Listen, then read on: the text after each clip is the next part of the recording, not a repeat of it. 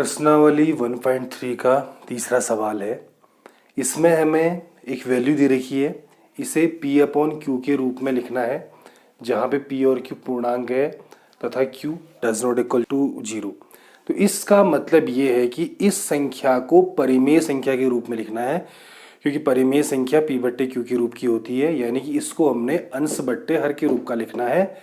और जहाँ पे अंश और हर पूर्णांक होते हैं तथा हर डज नॉट इक्वल टू 0, ये चीज़ परिमेय संख्या की परिभाषा है। इससे पहले हम इसके बारे में पढ़ चुके हैं। अगर परिमेय संख्या की परिभाषा आपको विस्तृत रूप से जाननी है तो डिस्क्रिप्शन में मैंने उसका लिंक दिया है, आप उसे वहाँ पे पढ़ सकते हैं। तो वहाँ पे हमने ये भी पढ़ा था कि हर परिमेय संख्या को जब हम दशमलव प्रसार के रूप में तोड़ेंगे तो ये सदैव या तो शांत आएगा या फिर अशांत आवर्ती आएगा।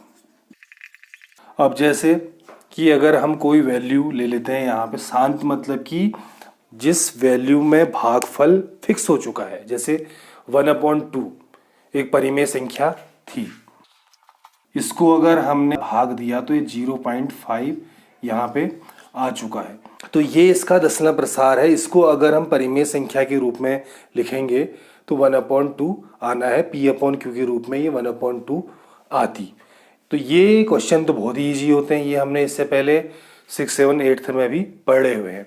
अब जैसे अगर मैं कोई दूसरा सवाल ले लूँ, जैसे कि अगर मैं जैसे यहाँ पे मैंने 1/2 लिया था, इसकी जगह पे अगर मैं ले लूँ 1/3, तो ये क्या होता, जब मैं इसको डिवाइड करता तो 0.3333 चलता रहता, जिसको मैं 0.3 का बार भी कह सकता था।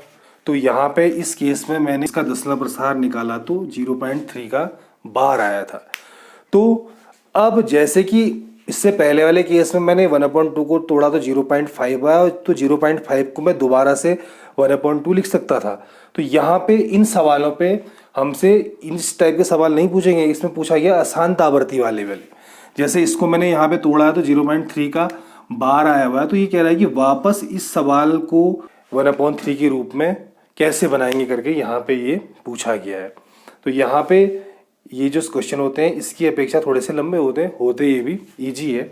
इस टाइप के सवालों को बनाने के लिए हम यहाँ पे जो संख्या दी गई है उसको हम कुछ मान लेते हैं। जैसे कि मैंने माना यहाँ पे इसको x मान लिया, तो ये 0.6 का बार हो गया। अब एक बार हम दोबारा से इसके नीचे लाइन पे इसका हम विस्तार लिख देंगे।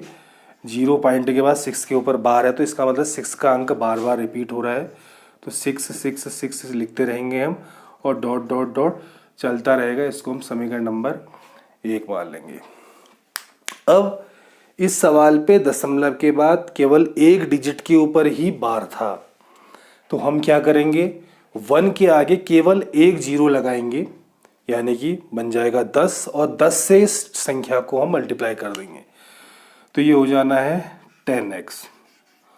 अब जब हमने 10 से मल्टीप्लाई किया तो हम RHS में भी 10 से मल्टीप्लाई करेंगे, और 10 से मल्टीप्लाई का नियम ये होता है कि पॉइंट एक स्थान दाईं ओर आ जाता है, तो यहाँ पे ये जो पॉइंट है ये यहाँ पे चला जाएगा, तो ये बन जाना है 6.666 आता। अब इस डॉट डॉट का मतलब ये है कि इसके आगे 6 बढ़ते जाएंगे, अनगिनत बार वो चलता रहेगा। इतने इसके आगे 6 हैं कि उन्हें हम गिन नहीं सकते हैं।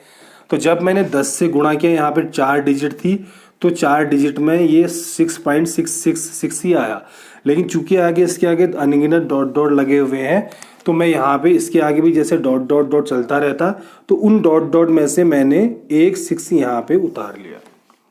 अब इसके आगे भी अनगिनत है, इसके आगे भी अनगिनत है, इतने अनगिनत है कि एक 6 में यहाँ पे ले लूंगा तो उन अनगिनत पे कोई फर्क नहीं पड़ना है।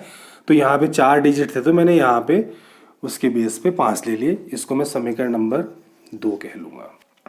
अब हम इन दोनों ही समीकरणों को घटा देंगे आपस में।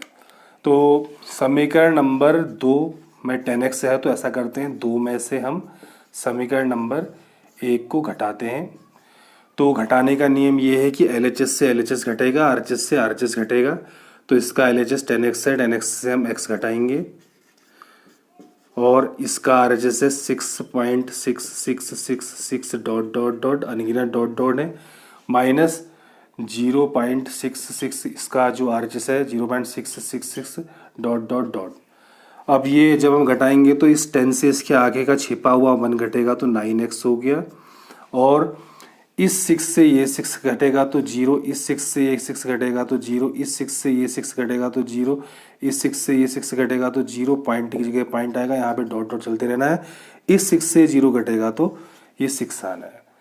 तो ये बन चुका है 9x equal to 6.0000 dot dot dot, यानी कि दशमलव के बाद अनगिनत जीरो आएंगे, और दशमलव के बाद अनगिनत जीरोओं का कोई महत्व नहीं होता है, तो इसको हम सीधे शब्दों में केवल 6 भी लिख सकते हैं।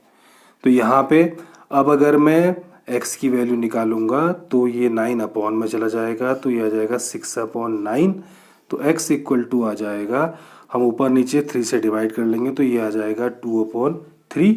शुरुआत में हमने x को 0.6 का बार माना था, और अभी हमने x की जो वैल्यू निकाली तो वो 2/3 आ चुकी है। तो हम समीकरण नंबर 1 और 3 को ले लेंगे, अतः समीकरण 1 तथा 3 से, तो इनमें हम देखेंगे तो दोनों ही x की वैल्यू है, यानी कि इनके LHS बराबर है, तो इसलिए RHS भी इनके बराबर होंगे। 0.6 का बार इसका RHS था और इसका RHS था 2/3, तो 0.6 बार की वैल्यू हो जाएगी 2/3, यानी कि ये परिमेय संख्या के रूप में आ चुका है। ये P/Q है, P यहाँ पे 2 कह सकते हैं, Q यहाँ पे हम मान सकते हैं 3, Q और P यानी कि 3 और 2 दोनों ही पूर्णांक है, और हर जो है यहाँ पे जो कि 3 आया है वो 0 के बराबर नहीं है। उत्तर की जांच करने के लिए हमने क्या करना होगा, 3 से अगर हम डिवाइड करेंगे 2 को तो वो 0.6 का बार आना चाहिए, उसको हम यहाँ पे रफ कॉपी में अलग से देख सकते हैं, फिर में कॉपी करने की ज़रूरत नहीं है। पॉइंट लगेगा 20 हुआ, 6 बार भाग गया, और यहाँ पे हो जाएगा 18, तो फिर उतरेगा 2, 0 आना है, फिर ये 6, फिर ये 18, फिर 2 उतरेगा, ऊपर से 0, 6 बार जाएगा, और यहाँ पे 18, फिर 2 बचना है, चलता रहना है ऐसे करके। तो इसकी वैल्यू आ जानी है, भागफल की वैल्यू जो आनी है ये हो जाएगी 0.666 डॉट डॉट डॉट, इसी को हम 0.6 का बार कह सकते हैं, यानी कि इसकी वैल्यू इतनी होती है। आंसर यहाँ पे चेक हो चुका है। ऐसे ही अगर जो एग्जाम्पल में मैंने बताया हुआ था, इस सवाल को भी हम ऐसे ही बना सकते हैं। यहाँ पे हम x की वैल्यू 0.3 का बार लेंगे, x equal to 0.3333, 10x equal to 3.3333, तो समीकरण 2 से समीकरण 1 को घटाएंगे तो 10x minus x equal to आ जाएगा 3.333 माइनस 0.3333, तो यहाँ पे जो वैल्यू आएगी वो आएगी 9x इक्वल टू 3, तो 9x इक्वल टू अगर 3 है तो x इक्वल टू 3/9, यानी कि x इक्वल टू 1/3 आ जाएगा।